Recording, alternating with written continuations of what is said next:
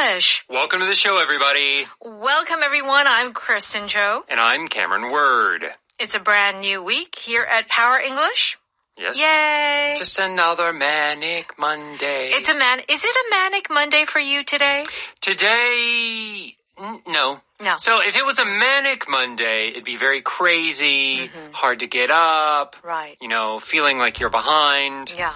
But, I actually woke up before my alarm today. You did? That doesn't happen often. But my alarm is for 6 a.m. I woke up at 5:52. Wow, good for you. Yeah. I always feel good when you wake up on your own. Yes. Yeah? It is so different to wake up on your own versus being jolted awake by that the alarm. I usually wake up at 8 o'clock, a little over, depending on what time I went to bed the night before. But today I woke up at 7. Oh. So we both woke up early. There we go. Early to rise. The early bird gets the worm, as they say. All right, we're getting the worms today. Okay, we've got a food dialogue for you today. We're talking about the caterers. Catering, right? It's a catering business. And we can work with that. So basically, the couple, they're preparing the wedding banquet. Buffet. Yes. And they have some requests. Can you do this? Can you do that? And don't do that. And then the caterers say, we can work with that. So we know what work means. Yes. But if you work with something, what does this mean? This means there are conditions or situations or requests, and you're saying, yeah, that's okay. Yeah. We can do that. Yeah, we can manage to do that. That'll be fine. Okay. All right. Very good. Now, if you're stuck with something, you can't get rid of it. You have to use that thing, or you have to be with that person. There's no getting rid of it. That's right. Now, if something is off-putting, these are two words, like on, off, O-F-F, and then hyphen, P-U-T-T-I-N-G. If something is off-putting, what is it? It's not nice. It's unpleasant. It makes you pull away. Yeah. You wish you could get away from it. That's right. It's like, ew. Ew. It could be a smell. Yeah. It could be a gross-looking thing. Or someone's behavior. Yeah. Okay. Let's go ahead and listen to our food dialogue.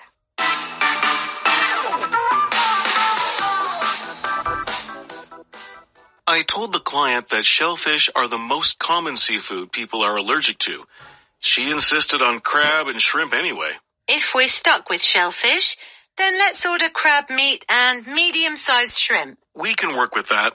We'll make baked crab cakes and several shrimp dishes as starters. That's good. I think some people find a table covered in crab shells off-putting. What about the fish? I was thinking a sushi bar with both fish and non-fish sushi rolls. That's a great idea.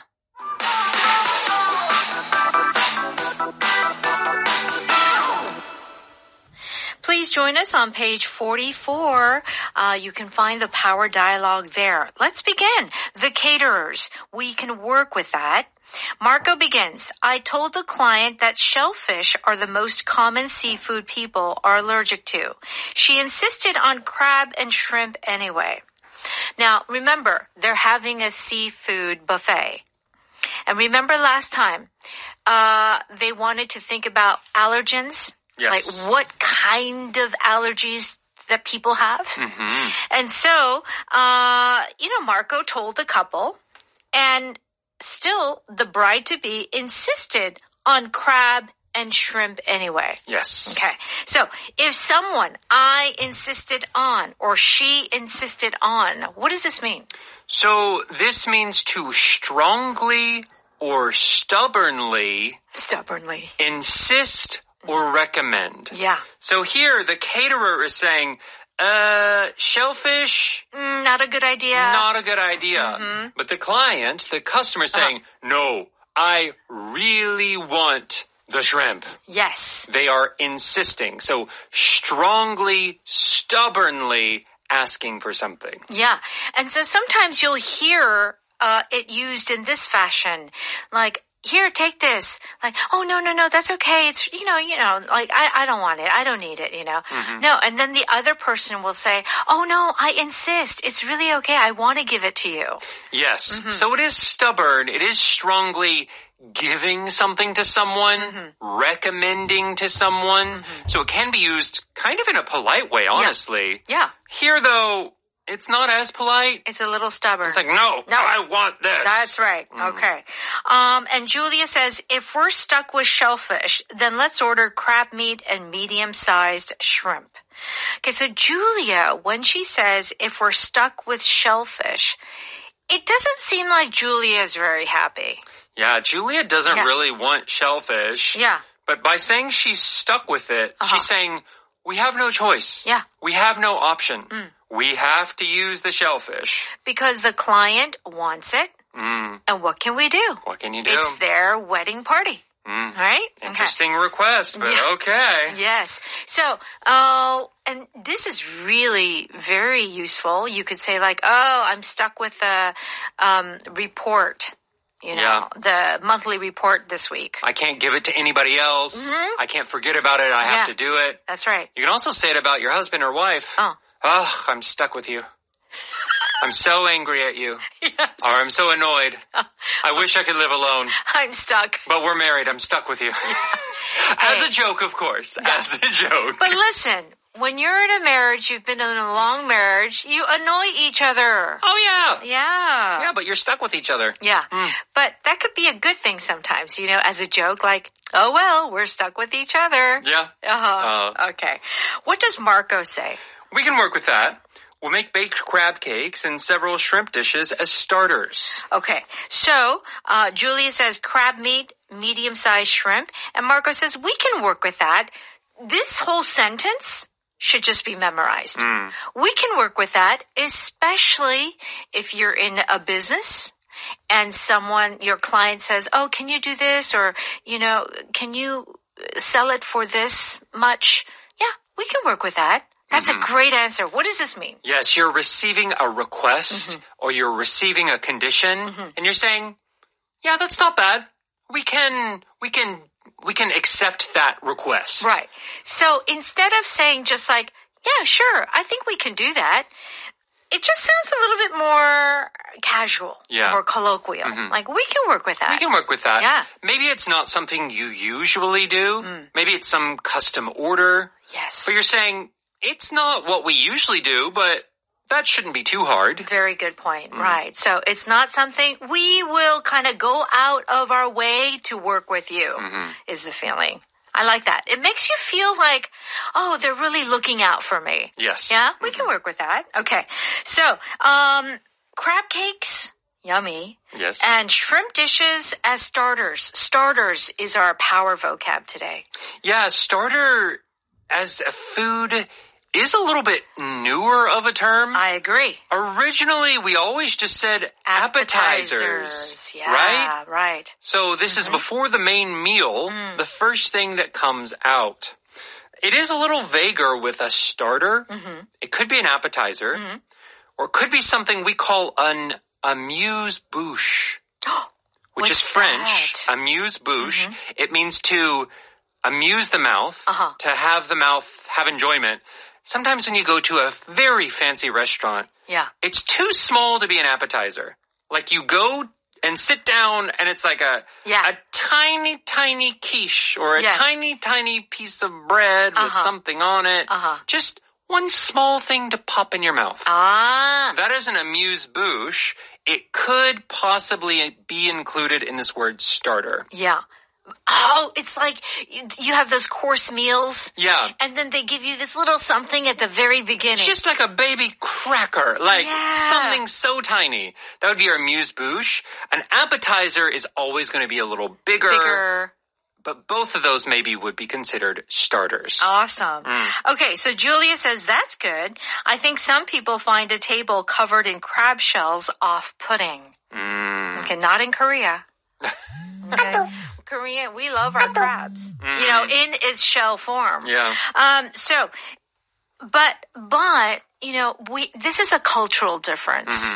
Usually, American people like the shells taken out. Maybe oysters. Maybe they will take it from the shell. Yeah. Yeah, but We don't want to see the shell of the crab. we don't want to see the head. We often don't like to see the leg of the crab. Yes, I mean, well, if it's fresh and we're pulling it out and eating it, maybe. But especially after it has been eaten Yeah. and it's just on the table. Right. So if you go to just a crab place or a lobster place, you have the whole thing. Right. But in a restaurant, okay. Off-putting. Off-putting means you look at it and you think, ooh, that's gross. Ew. I don't want to look at that. Yeah. Or maybe it's a smell. You're like, ugh, this does not smell good. It's like you're a little repulsed by it. Yeah. Or maybe like you go to a restaurant and they put you at the table by the bathroom and you're just like, Oh, that's off-putting. I don't. No. Yeah. Good example. All right, what about the fish? I was thinking a sushi bar with both fish and non-fish sushi rolls. Okay, so they're putting this menu together. Let's go ahead and listen to that one more time. I told the client that shellfish are the most common seafood people are allergic to. She insisted on crab and shrimp anyway. If we're stuck with shellfish, then let's order crab meat and medium-sized shrimp. We can work with that. We'll make baked crab cakes and several shrimp dishes as starters. That's good.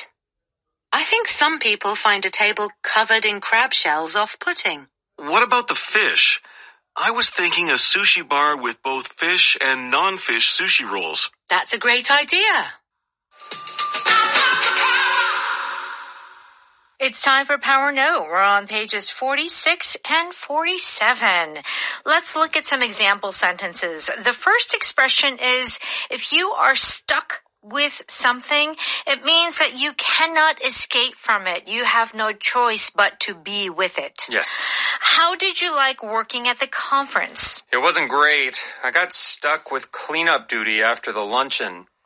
Who wants a cleanup duty? Yeah. No. Yeah. But you gotta do what you gotta do. Okay, after the power outage, Liam was stuck with melted groceries in his freezer. Oh, goodness. So the first one was a responsibility that you couldn't get out of. Right. The second one is like a problem that you just can't ignore. Yeah. So the first one, you could say, I got stuck. Like, of all the household chores, I got stuck with cleaning the bathroom. For example. Yeah. Nobody wants to clean the bathroom. Right. You would prefer to wash the dishes, right? I mean, I would. I do like washing dishes. Yeah, but you know what, Cameron? Confession, I do like scrubbing a bathroom. Yeah. Well, It makes me feel like, just get it all. Get it all clean. Get cleaned. And it is nice in Korea because the whole room is the shower. That's right. So there's it's a drain. So much easier to clean. You can just take the water and spray everything down. Yeah. In America, no. No. You're right. What's even worse, Yeah. if you go to an old house, my grandparents' house had carpet in the bathroom. In the bathroom?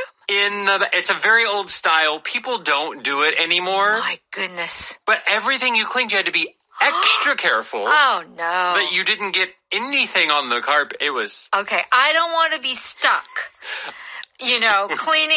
Stuck with cleaning your grandparents' bathroom with carpet in it. Oh, thank you. So okay. gross.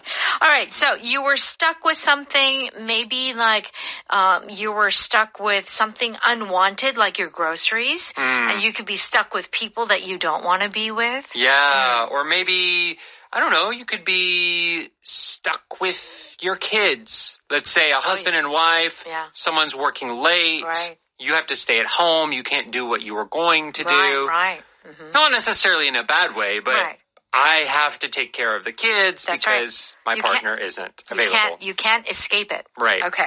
To work with means to kind of collaborate, or you can say, as in this example here, let's hire another engineer for this project. It's not on the budget, so we have to work with what we have. Okay, so in this case, we have to work with what we have.